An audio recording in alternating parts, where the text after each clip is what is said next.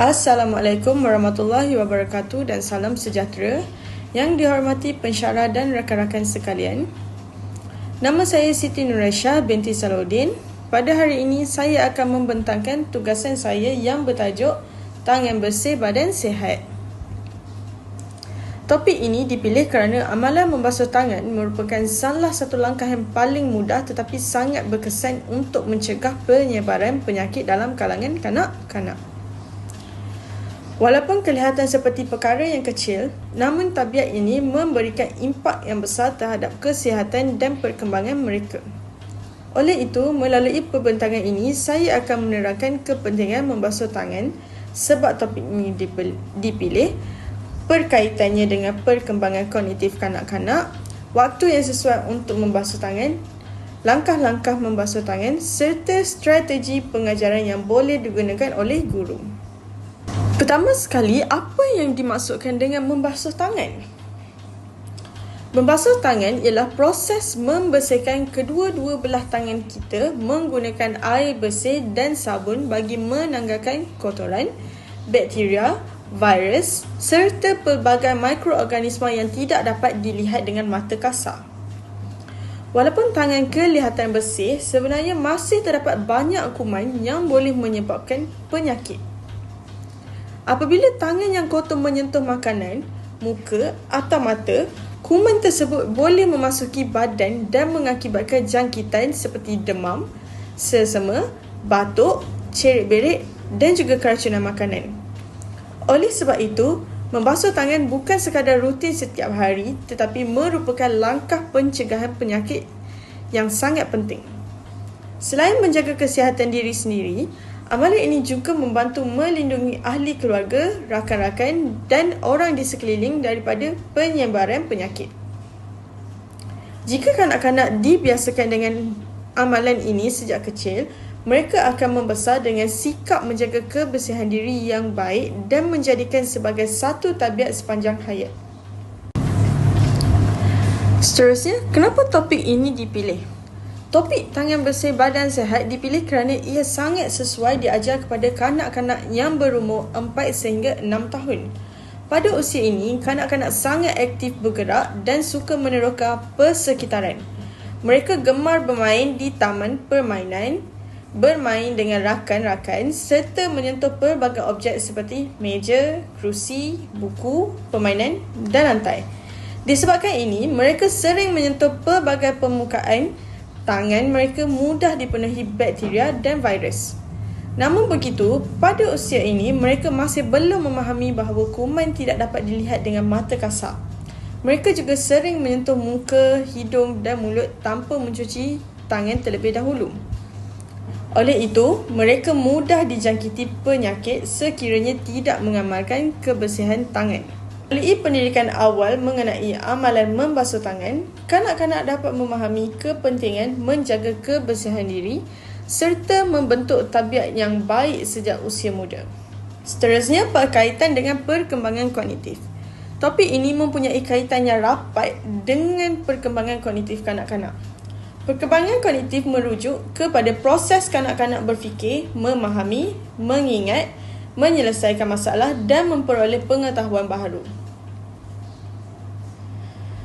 Kanak-kanak belajar dengan paling berkesan melalui pemerhatian. Sebagai contoh, apabila guru menunjukkan cara membasuh tangan langkah demi langkah, kanak-kanak akan memerhati dan meniru pelakuan tersebut.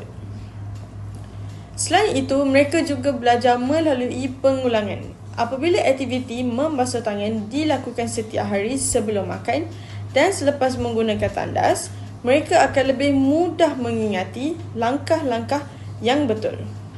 Seterusnya ialah pembelajaran melalui bermain.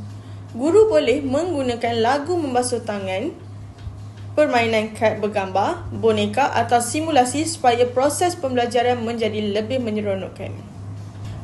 Kaedah ini bukan sahaja meningkatkan minat kanak-kanak, malah membantu mereka mengingat maklumat dengan lebih lama serta mengingatkan kemahiran berfikir dan menyelesaikan masalah. Seterusnya, bilakah kita perlu membasuh tangan? Kanak-kanak perlu mengetahui waktu yang sesuai untuk membasuh tangan. pertama ialah sebelum dan selepas makan bagi mengelakkan kuman memasuki badan melalui makanan. Kedua ialah selepas menggunakan tandas kerana tangan mungkin terdedah kepada bakteria yang boleh menyebabkan penyakit. Ketiga ialah selepas bermain, sama ada di dalam kelas atau di luar rumah, kerana banyak permukaan yang disentuh mengandungi kuman. Keempat ialah selepas batuk, bersin atau mengelak hidung supaya virus tidak merebak kepada orang lain. Apabila kanak-kanak memahami situasi-situasi ini, mereka akan lebih mudah menjadi amalan membasuh tangan sebagai rutin harian. Ialah langkah-langkah membasuh tangan. Terdapat beberapa langkah mudah yang perlu dilakukan untuk memastikan tangan kita benar-benar bersih. Pertama, basahkan kedua-dua tangan menggunakan air bersih. Kedua, letakkan sabun secukupnya.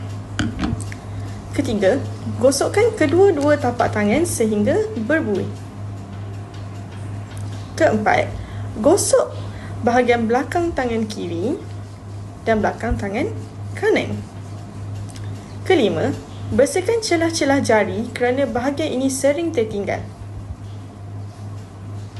Keenam, gosok di hujung-hujung jari dan kuku untuk menanggalkan kotoran atau sisa makanan. Ketujuh, bersihkan ibu jari dengan gerakan memusing. Kelapan, gosok bahagian pergelangan tangan. Akhir sekali, bilas menggunakan air bersih dan keringkan tangan dengan tuala atau tisu yang bersih. Seterusnya ialah strategi pengajaran.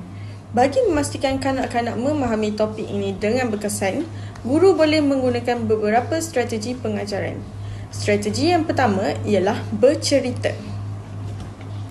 Guru boleh menggunakan buku cerita bergambar atau boneka untuk menceritakan kisah seseorang kanak-kanak yang jatuh sakit kerana tidak membasuh tangan mereka. Melalui cerita ini, kanak-kanak lebih mudah memahami kepentingan menjaga kebersihan diri. Strategi kedua ialah demonstrasi.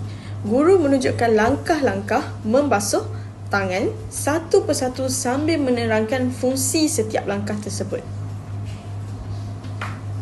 Selepas itu, murid diberikan peluang mencuba sendiri supaya guru dapat membimbing mereka secara langsung. Strategi ketiga ialah pembelajaran berasaskan bermain. Guru boleh menggunakan lagu membasuh tangan, permainan kad bergambar, kuis ringkas atau aktiviti lakonan. Kaedah bermain menjadikan suasana pembelajaran lebih menyeronokkan dan membantu kanak-kanak mengingati langkah-langkah tersebut dengan lebih mudah.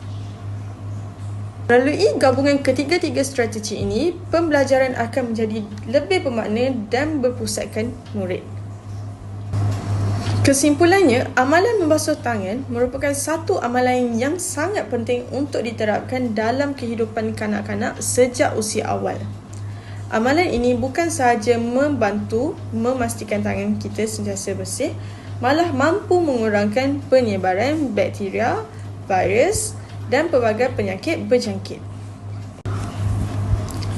Melalui pendidikan awal, kanak-kanak dapat memahami bila mereka perlu membasuh tangan, cara membasuh tangan yang betul serta sebab amalan tersebut perlu dijadikan sebagai rutin harian mereka. Guru dan ibu bapa memainkan peranan yang sangat penting dalam membimbing serta menjadikan contoh kepada kanak-kanak supaya mereka sentiasa mengamalkan kebersihan diri.